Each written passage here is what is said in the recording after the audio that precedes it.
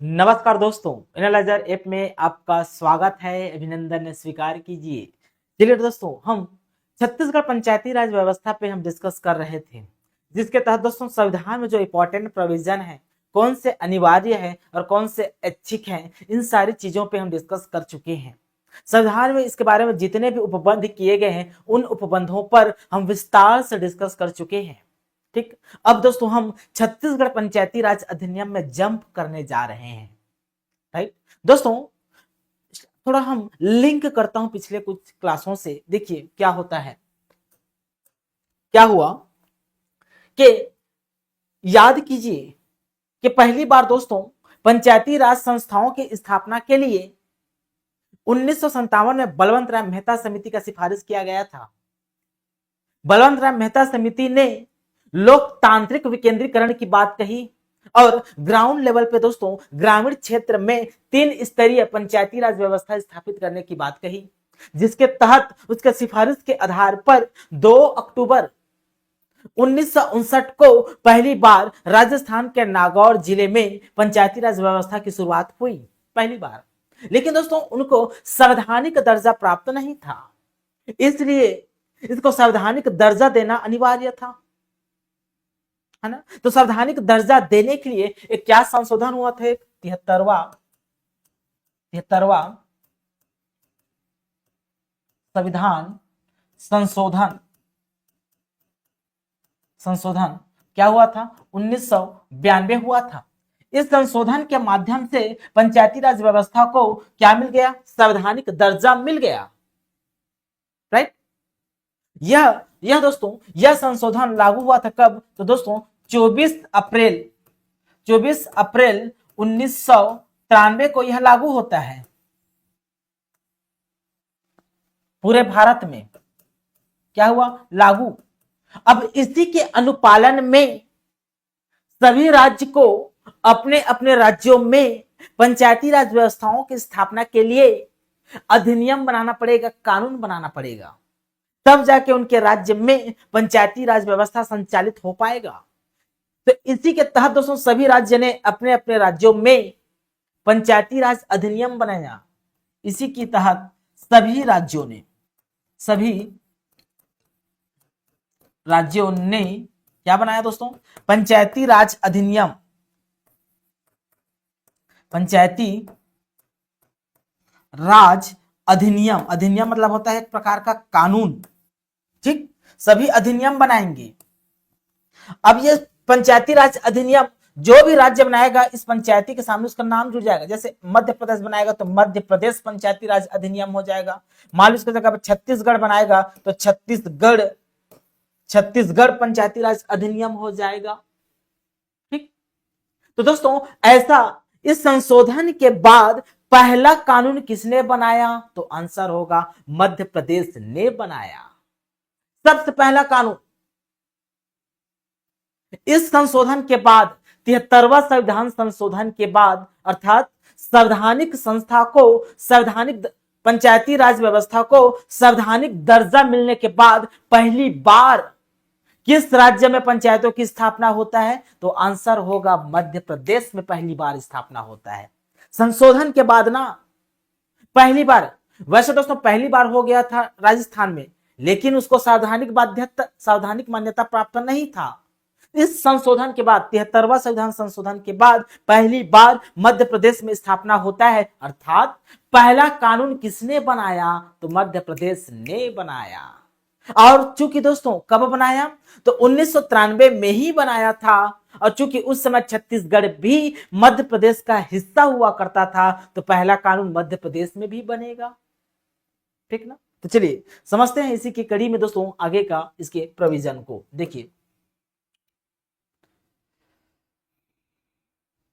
देखिए यहां से हम इसको समझते हैं।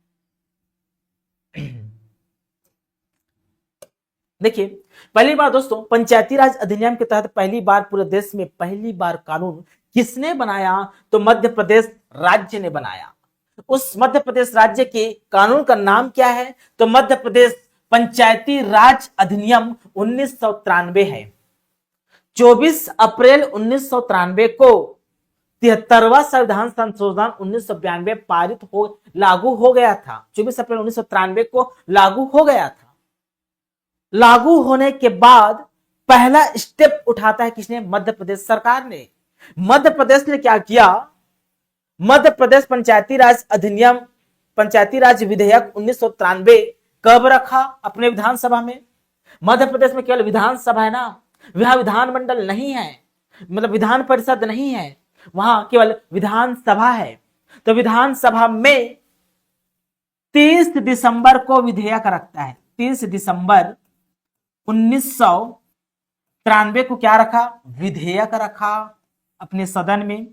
मध्य प्रदेश ने अपने सदन में, विधानसभा में मध्य प्रदेश पंचायती राज विधेयक संबंधित एक प्रस्ताव, विधेयक कहां रखा? तो विधानसभा में रखा।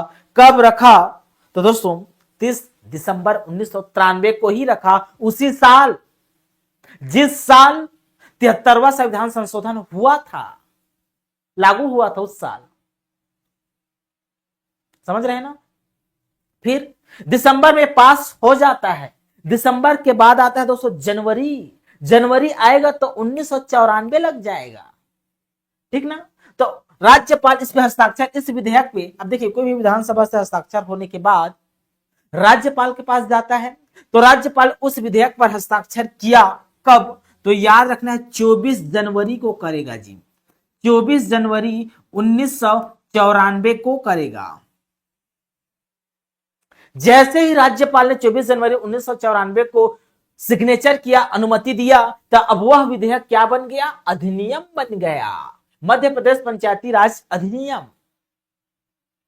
ठीक। उसके बाद दोस्तों ये लागू कब होता है? तो लागू हुआ था उसके अगले दिन 25 जनवरी को। 25 जनवरी 1994 को क्या होता है? ये लागू होता है पूरे मध्य प्रदेश में। क्योंकि इस समय 1994 के समय में हमारा छत्तीसगढ़ भी मध्य प्रदेश का हिस्सा हुआ करता था, तो पहली बार छत्तीसगढ़ में भी पंचायती राज की शुरुआत हुई। इसी के तहत, समझ रहे हैं ना कि नहीं समझ रहे हैं जी? कोई दिक्कत किसी प्रकार की?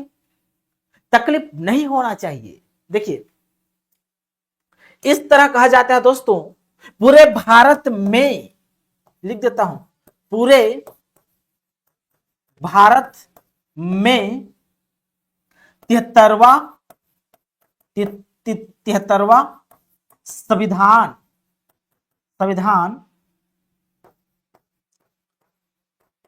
संशोधन के तहत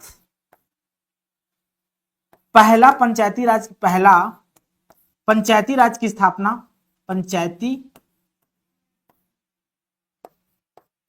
राज की स्थापना कहां होता है? तो दोस्तों आपके मध्य प्रदेश में होता है, एमपी में होता है जी। ठीक, राइट, मध्य प्रदेश में होता है पहली बार। अब समय आता है 1 नवंबर 2000। 1 नवंबर 2000 को क्या हुआ था? बहुत ही खास तिथि है दोस्तों। क्या हुआ था? तो 1 नवंबर 2000 को हमारे छत्तीसगढ़ राज्य का गठन हुआ था। मतलब छत्तीसगढ़ मध्य प्रदेश से क्या हो गया? विभाजित हो गया, अलग हो गया। कब? 1 नवंबर 2000 को। अब छत्तीसगढ़ पृथक राज्य बन चुका है। जब पृथक राज्य बनेगा तो छत्तीसगढ़ में भी तो पंचायती राज का कानून चाहिए। अपने राज्य में कैसे कानून का संचालन करेगा? क्या इसके लिए अलग से पंचायती राज विधेयक अपने विधानसभा में प्रस्तुत करना पड़ेगा? क्या अलग से विधेयक प्रस्तुत करेंगे, उसके बाद राज्यपाल के पास भेजेंगे, फिर सिग्नेचर कराएंगे, तब जाके कानून बनेगा? क्या? तो नहीं। क्या किया छत्तीसगढ़ सरकार ने, मतलब उस समय की अजीत जोगी सरकार ने क्या किया? इसको अलग से विधानसभा में प्रस्तुत नहीं किया गया था। विधानसभा में प्रस्तुत करके विधेयक प्रस्तुत नहीं किया गया था। याद रखना, किसी भी प्रकार का विधेयक छत्तीसगढ़ में पेश नहीं किया गया था उस समय, छत्तीसगढ़ पंचायती राज अधिनियम बनाने के लिए। लेकिन छत्तीसगढ़ में यह अधिनियम है, छत्तीसगढ़ पंचायती राज अधिनियम छत्तीसगढ़ में है, यह लागू है पूरे छत्तीसगढ़ में। लेकिन इसको बनाने के लिए विधानसभा में किसी भी प्रकार का विधेयक प्रस्तुत नहीं किया गया था। तो कैसे आ गया कानून अपने आप? तो इसके लिए एक विधियों का अनुकूलन आदेश जारी किया गया था। विधियों का अनुकूलन आदेश वहीं जारी किया जाता है जहां से दोस्तों दो राज्य पृथक होते हैं। समझ पा रहे हैं ना? कैसे जारी किया? कि इसे कहा जाता है दोस्तों विधियों का अनुकूलन आदेश। विधियों का अनुकूलन आदेश मतलब जो भी कानून छत्तीसगढ़ में है पंचायती राज से संबंधित, वे सब के सब प्रावधान छत्तीसगढ़ में भी लागू होंगे। लेकिन शर्त क्या है? ये सामने में मध्य प्रदेश लिखा हुआ है, ये मध्य प्रदेश रिप्लेस होकर छत्तीसगढ़ शब्द में तब्दील हो जाएगा। बस इतना अंतर है। बाकी सारे के सारे नियम मध्य प्रदेश से छत्तीसगढ़ में लागू होंगे। शब्द क्या है? अंतर क्या है? जहां जहां मध्य प्रदेश शब्द लिखा हुआ था उस कानून में, उसको प्रतिस्थापित कर दिया छत्तीसगढ़ शब्द ने। इसी को कहा जाता है विधियों का अनुकूलन आदेश। इसको अलग से विधानसभा में प्रस्तुत नहीं किया गया था मेरे प्यारे बच्चों। तो विधियों का अनुकूलन आदेश कब जारी किया गया था, यह पूछा जा सकता है। तो याद रखना दोस्तों, बहुत इंपॉर्टेंट है ये। कब विधियों का अनुकूलन आदेश कब जारी किया गया था? तो आंसर करेंगे 7 जून 2001 को। नहीं दिखाई दे रहा होगा तो एक है वो 2001। 7 जून 2001 को विधियों का अनुकूलन आदेश जारी होता है। समझ रहे हो ना? विधियों का अनुकूलन आदेश जारी हो गया 7 जून 2001 को। अब यह राजपत्र में प्रकाशित होगा। छत्तीसगढ़ के राजपत्र हमेशा दोस्तों छत्तीसगढ़ के राजपत्र अपना एक गजट होता है, उस राजपत्र में प्रकाशित करते हैं, उसी को अधिसूचना कहा जाता है। मतलब अधिसूचना जारी कब हुआ? तो आंसर करेंगे दोस्तों 18 जून 2001 को। 7 जून को विधियों का अनुकूलन आदेश जारी होता है 2001 में, और 18 जून 2001 को यह राजपत्र में प्रकाशित होता है, अर्थात अधिसूचना जारी होता है, नोटिफिकेशन। ठीक। उसके बाद दोस्तों जो लागू हुआ है ना, ये बैक डेट से लागू होता है, अपने पिछले तिथि से लागू हुआ। कब से लागू हुआ है यह अधिनियम? तो जिस समय से हमारा छत्तीसगढ़ राज्य बना है, जिस तिथि से हमारे छत्तीसगढ़ राज्य का गठन हुआ है, उसी तिथि से इसको लागू किया गया था। कब? तो दोस्तों याद रखना है, हमारा छत्तीसगढ़ राज्य बना था 1 नवंबर 2000 को। तो 1 नवंबर 2000 से यह अधिनियम छत्तीसगढ़ में लागू हो गया, लेकिन इसको प्रकाशित किया गया था 2001 में 18 जून, लेकिन लागू बैक डेट से किया गया। समझ रहे हैं कि नहीं समझ रहे हैं? किसी प्रकार का दिक्कत बताओ? किसी प्रकार का दिक्कत जी? ठीक, यहां तक समझ में आ गया होगा दोस्तों, ठीक ना? ये इसी को कहा जाता है, ये हमारे छत्तीसगढ़ में कैसे लागू हुआ है? तो आंसर करेंगे विधियों के अनुकूलन आदेश के माध्यम से ये छत्तीसगढ़ में क्या होता है जी? लागू होता है। ठीक ना? चलिए आगे बढ़ते हैं हम दोस्तों। इसके आगे क्या, इसकी और भी क्या कंटेंट है उसको हम देख लेते हैं। देखिए इसके बारे में और प्रोविजन क्या है। ये विधियों का अनुकूलन आदेश कैसे किया गया था? विधियों का अनुकूलन आदेश किस धारा के तहत किया गया था? विधियों का अनुकूलन आदेश, उसको भी समझ लेते हैं, वो भी अपने आप में इंपॉर्टेंट है। देखिए विधियों का अनुकूलन आदेश 2001, विधियों का अनुकूलन आदेश 2001 किस दिन आदेश जारी किया गया था? तो 7 जून 2001 को। 7 जून। इसके तहत क्या होता है के अनुसार, इस आदेश के अनुसार मध्य प्रदेश पुनर्गठन अधिनियम 2000 एक कानून है दोस्तों ना, एक कानून है जी। क्या कानून? तो मध्य प्रदेश पुनर्गठन अधिनियम 2000। इस कानून में दोस्तों बहुत सारे ना इस धारा है। इसी कानून में दोस्तों छत्तीसगढ़ में जो 42 जनजाति है, अभी वर्तमान में 43 हो गया है, उन जनजातियों को इसी कानून में सूचीबद्ध किया गया है। पैरा 20 में इसी में सूचीबद्ध है, इसी कानून में।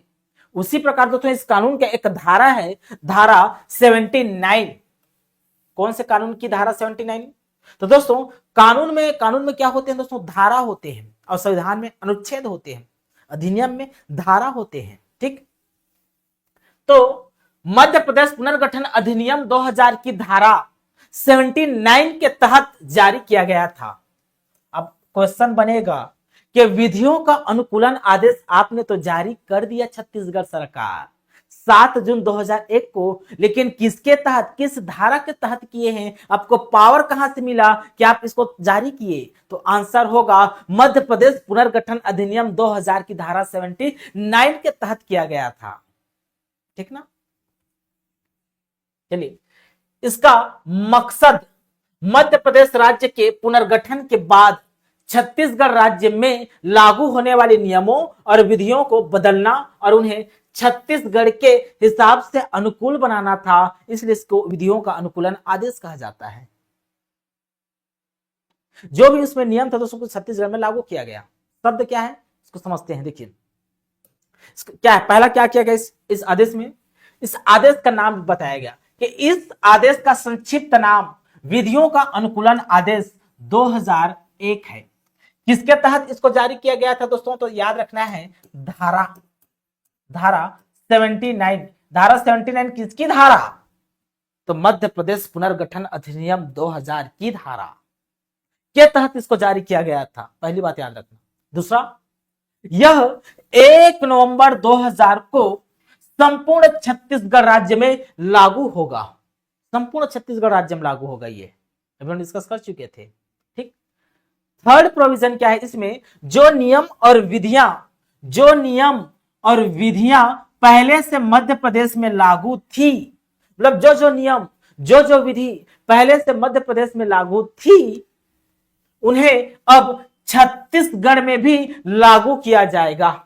इस विधियों का अनुकूलन आदेश में लिखा गया, उन्हें अब छत्तीसगढ़ में भी लागू किया जाएगा। क्लियर यहां तक? उसके बाद इसके अधिनियमों के अंतर्गत शब्द जहां मध्य प्रदेश जहां कहीं भी आया हो के स्थान पर शब्द छत्तीसगढ़ स्थापित किया जाए। मतलब जहां पूरे कानून में जहां मध्य प्रदेश शब्द देखने को मिलेगा उसके स्थान पर छत्तीसगढ़ स्थापित किया जाए, तब जाकर छत्तीसगढ़ में लागू होगा। ठीक है जी, क्लियर यहां तक? ठीक। तो चलिए इसके आगे का पढ़ते हैं। यहां तक समझ में आ गया होगा दोस्तों। हम छत्तीसगढ़ पंचायती राज अधिनियम में आ चुके हैं। कैसे गठन हुआ? पहले मध्य प्रदेश का कानून बनता है, उस समय छत्तीसगढ़ मध्य प्रदेश का हिस्सा हुआ करता था। फिर मध्य प्रदेश से अलग हो गया 1 नवंबर 2000 को। तो मध्य प्रदेश में जो कानून थे पंचायती राज से संबंधित, उन कानूनों को दोस्तों, उन नियमों को छत्तीसगढ़ में भी लागू किया गया। शर्त क्या है कि मध्य प्रदेश के स्थान पर छत्तीसगढ़ शब्द रिप्लेस किया गया जी, प्रतिस्थापित किया गया। बस यही अंतर है। उसका डेट याद कर लेना है, कब कब लागू होता है, कब कब हुआ था। ठीक, बता चुका हूं। चलिए आगे बढ़ते हैं। देखिए अब इस अधिनियम में छत्तीसगढ़ पंचायती राज अधिनियम 1993 में कुल अध्याय कितने हैं दोस्तों? तो 15 है। कुल 15 अध्याय हैं। देखिए कोई भी कानून हो दोस्तों, कोई भी अधिनियम हो, एक बात हमेशा याद रखना, कोई भी अधिनियम को भाग में बांटा जाता है, अध्याय में बांटा जाता है। ठीक, कोई भी अधिनियम को दोस्तों चैप्टर या अध्याय में बांटा जाता है, अध्याय में बांटा जाता है। ठीक, कोई भी अधिनियम हो, चाहे छत्तीसगढ़ पंचायती राज अधिनियम हो, महिला सशक्तिकरण से संबंधित अधिनियम हो, कोई भी कानून हो, उसको अध्याय में बांटा जाता है सरल करने के लिए। तभी तो हम सही से ढूंढ पाएंगे ना कौन सा प्रावधान कहां लिखा है, कौन सा प्रावधान किस अध्याय में है। इसलिए दोस्तों सुविधा के लिए इसको अध्याय में बांटा जाता है। अध्याय के बाद दोस्तों इसको धारा में बांटा जाता है।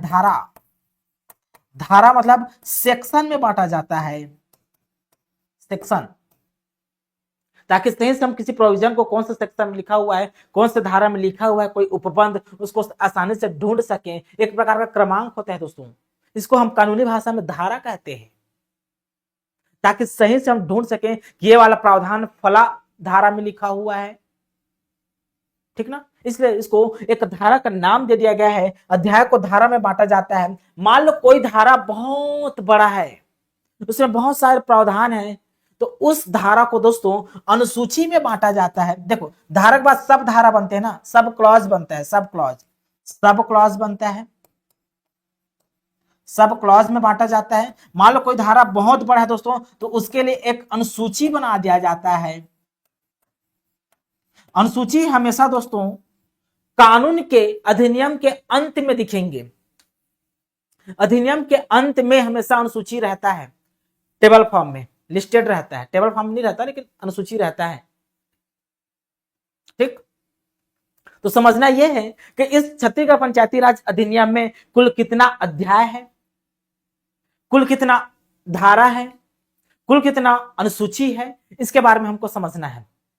राइट, चलिए देखते हैं। देखिए दोस्तों, इस अधिनियम में अध्याय कुल कितना अध्याय है, अगर आपसे कोई पूछे तो दोस्तों आंसर करना है 15।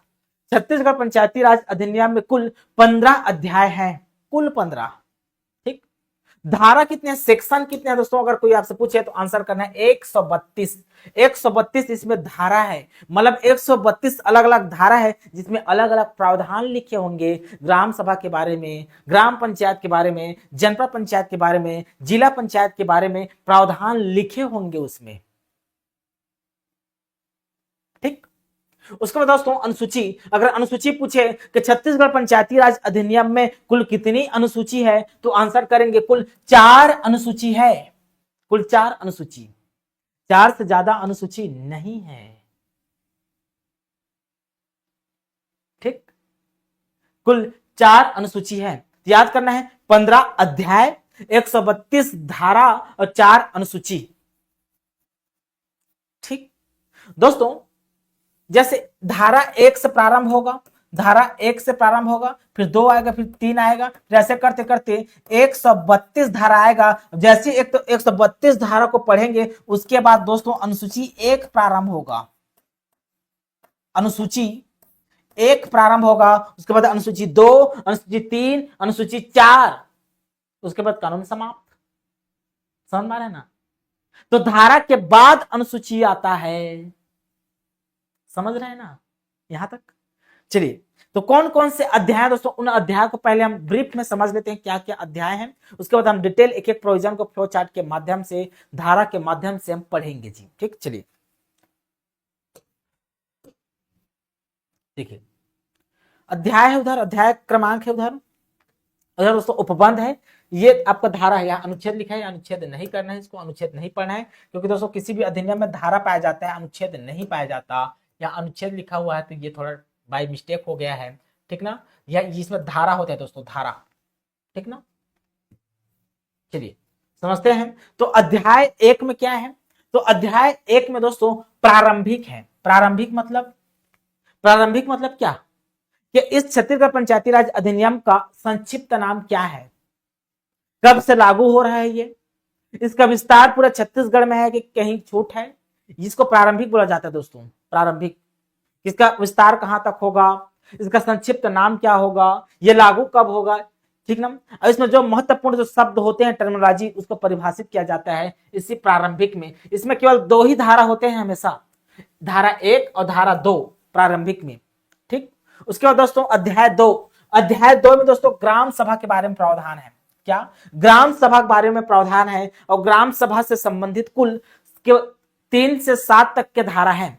3 से 7 तक के जो धारा है, 3, 4, 5, 6, 7 तक के जो धारा है, ये सब में दोस्तों ग्राम सभा से संबंधित प्रावधान होंगे, जिसमें ग्राम सभा के बारे में लिखा होगा कि ग्राम सभा को क्या क्या पावर है, क्या क्या होना चाहिए, गणपूर्ति क्या होना चाहिए, ग्राम सभा का सम्मेलन कैसे होता है, ग्राम सभा का गठन कैसे होता है, ग्राम सभा के मेंबर कौन होते हैं, ग्राम सभा की दोस्तों आपकी कार्य क्या है, ये सब 3 से लेकर 7 तक लिखे होंगे।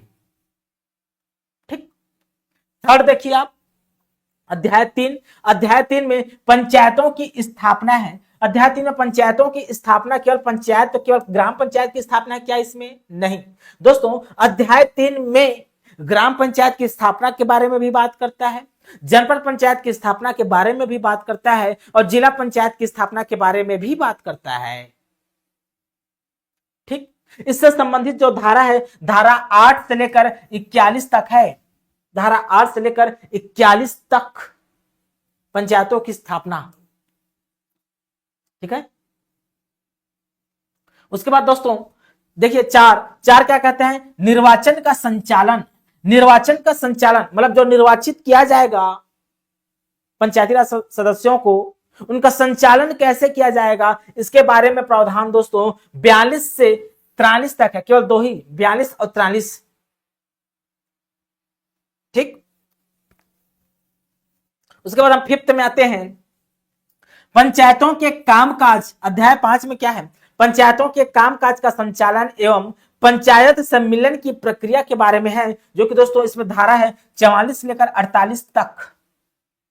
44 लेकर 48 तक का जो प्रावधान है पंचायतों के कामकाज का संचालन एवं पंचायत सम्मेलन की प्रक्रिया, सम्मेलन का प्रक्रिया अध्याय 5 में है।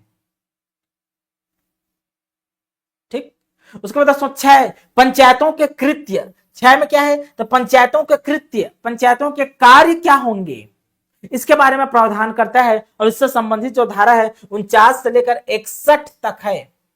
49 से लेकर 61 तक। ठीक है ना।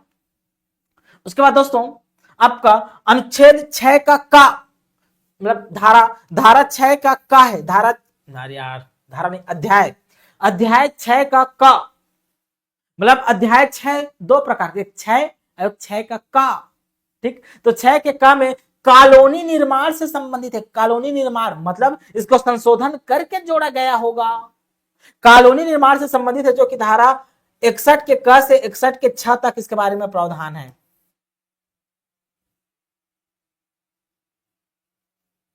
ठीक, उसके बाद दोस्तों हम अध्याय 7 में आते हैं। अध्याय 7 में पंचायत की निधि एवं उसकी संपत्ति के बारे में प्रावधान है कि पंचायत के निधियों का गठन कैसे किया जाएगा, उसकी संपत्ति क्या क्या होगी, इसके बारे में प्रावधान अध्याय 7 में किया गया है, जो कि धारा 62 से लेकर 68 तक है। ठीक, चलिए आगे बढ़ते हैं। हम आते हैं अध्याय 8 में। देखिए अध्याय 8, अध्याय 8 में क्या प्रावधान है, देखिए पंचायतों की स्थापना बजट तथा लेखे से संबंधित है। उसका बजट कैसे तैयार किया जाएगा, लेखे को कैसे रखा जाएगा, उसका परीक्षण कैसे किया जाएगा, परीक्षक, इसके बारे में प्रावधान है दोस्तों अध्याय 8 में। और इसमें दोस्तों आपका धारा 69 से 73 तक प्रावधान है इसमें। उसको दोस्तों अध्याय 9 में अध्याय 9 में कराधान एवं दावों की वसूली के बारे में है कि कराधान टैक्स कैसे लगाया जाएगा, उन टैक्स अनिवार्य कर क्या होता है, ऐच्छिक कर क्या होता है, ये सब के बारे में प्रावधान दोस्तों अध्याय 9 में कराधान एवं दावों की वसूली से संबंधित है, जो कि धारा 74 से 83 तक इसमें आते हैं। ठीक, उसके बाद दोस्तों अध्याय 10 नियंत्रण से संबंधित है। पंचायती राज में जो कंट्रोल सिस्टम है, नियंत्रण है, उससे संबंधित है, जो कि धारा आपके 84 से 94 तक आते हैं इसमें। उसके बाद अध्याय 11 में नियम और उपविधियां से संबंधित है।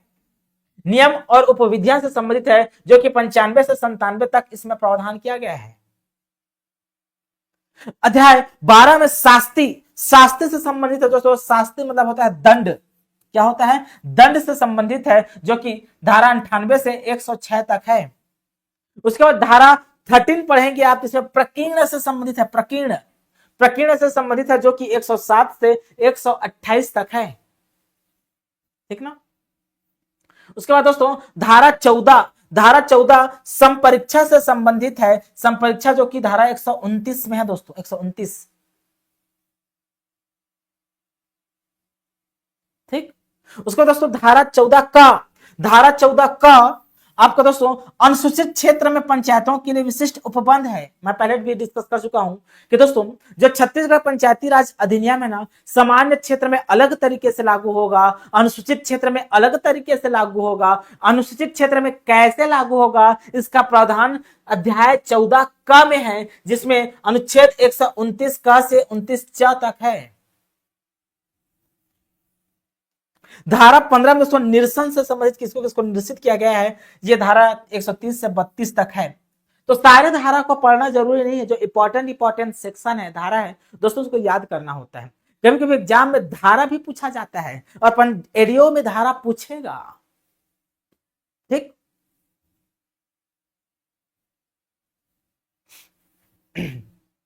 तो बस आज का इतना ही दोस्तों। कल इसके आगे का प्रावधान को, हम अधिनियम को दोस्तों ग्राम सभा से प्रारंभ करेंगे। पहले इसका विस्तार कहां तक है, संक्षिप्त इसकी परिभाषा उसको पढ़ लेंगे। उसके बाद दोस्तों हम ग्राम सभा से प्रारंभ करेंगे बहुत ही अच्छे वे में।